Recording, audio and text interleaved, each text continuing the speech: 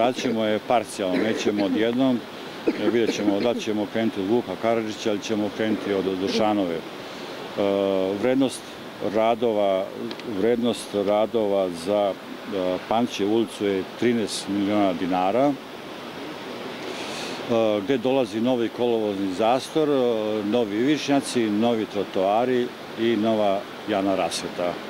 Isto je rok za PZP 60 kalendarskih dana.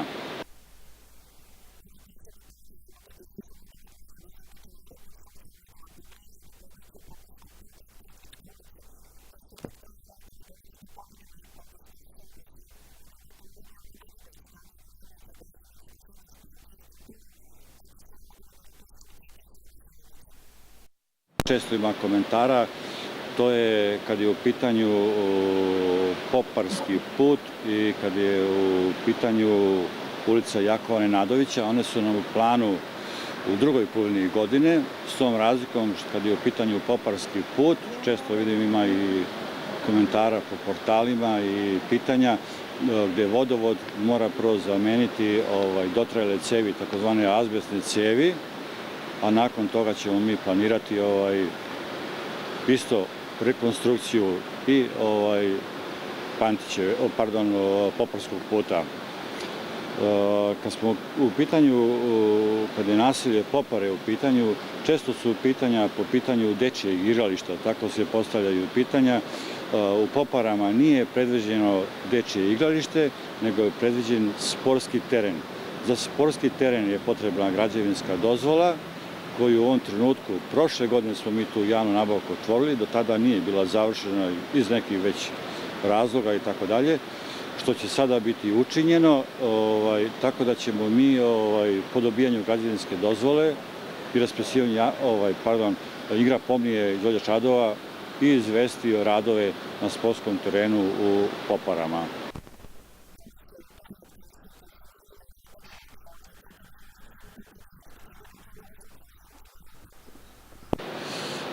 Investiciono održavanje makadamskih ulica u gradu Valjevu i investiciono održavanje puteva. To je dobilo sve preduzeće Kompresor, sve zajednički negde vrednosti oko, mislim da je 27 miliona dinara.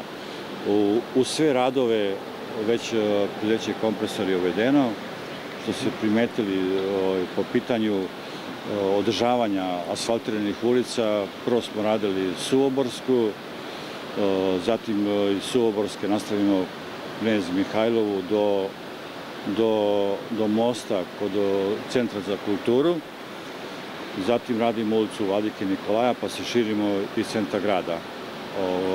Vi ste primetili već da smo kao posledicu dugotrajne zime, barem imam informaciju od samih vas ovde, da je 44 dana bila temperatura prosječna dnevna noćenja -4 stepena.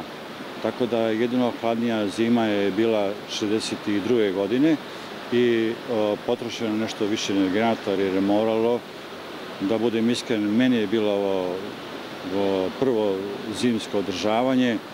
Ja sam se trudio u dogovoru sa izvođačem radova, preduzećem Igra Pomni, da sve bude kako treba da bude u redu i smatram da je to, već da kad smo svi ovde izjavljeni, da je bilo krajnje korektno.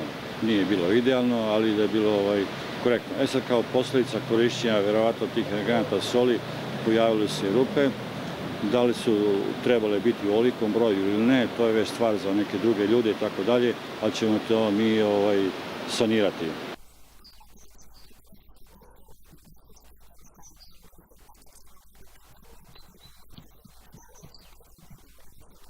Uvek u dogovoru sa gradonačelnikom doktorom Slobodanom Gvozdenovićem napravimo neki plan, ali naša zajednička želja je bila da po pitanju Donjih Leskovica, zaseok Mosimović, gde mašine nisu ušle, kako oni kažu, po njihovom kazivanju 35 godina, da to uradimo jer gro dece iz tog zaseoka ide u školu koje su u Donjim Leskovicama. To je živo naselje. Ono što je bitno, to je da u sezoni maline svaki dan s tog područja ide vagon maline. Samim tim naša želja je i gradonačelnika grada Valjeva, dr. Slobodana Gvozdenovića, da pokušamo da zaustavimo taj negativni trend odlaska mladih ljudi sa sela, da još radimo više na brendiranju određenih proizvoda koji su potrebni Europskoj uniji, kao što je naše jagode, što voće, pre svega mislim na malinu, a samim tim da se trudimo za početak, baš što tiče valjevskog kraja, da poljoprivredna proizvodnja bude okosnica razvoja i ovom gradu, što ima preduslove, što su sva sela naša, gde još barem ima ljudi, gde ima puno voćnjaka. I znate kako je, kad god odete kod njih, ja to kažem u šali, kad ih pitate koja je prva želja, oni kažu put, druga želja put, tako oni u šali, treća put, onda pitaju za neku sijalicu, pitaju za probleme vode i tako dalje. Što mi jednim jezikom kažemo infrastruktura, ali sve se svodi oko tih puteva.